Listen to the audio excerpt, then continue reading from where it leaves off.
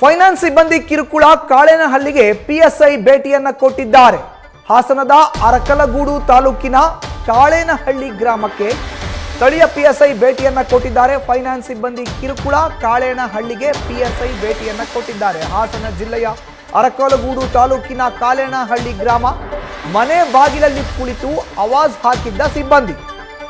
Konanur PSI Girish ಮುಂದೆ ಗ್ರಾಮಸ್ಥರು ತಮ್ಮ ಅಳಲ್ನ ತೋಡ್ಕೊಂಡಿದ್ದಾರೆ.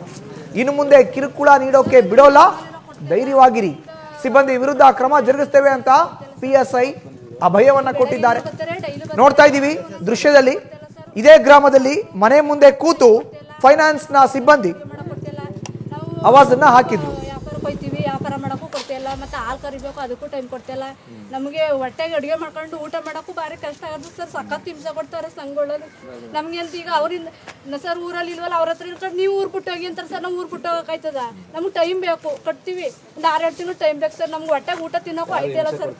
BSSR ಮತ್ತು ಸಮಸ್ತ RBL ಸರ್ ಅವು ಆಲೇ ತೀರಾಗಿ ಬಂದು 15 ಕಂತು ಆಗವೆ. ನಮ್ಮವು ಇನ್ನೊಂದು 5-6 ಕಂತಿಗೆಲ್ಲ ಸರ್ ಸಖತ್ ಹಿಂಸೆ, ಟಾರ್ಚರು.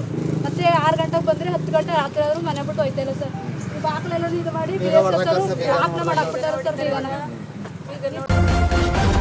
ನ್ಯೂಸ್ ಫಸ್ಟ್ ನಿರ್ಭೀತಿಯಿಂದ ನಿಮ್ಮ ಪರವಾಗಿ.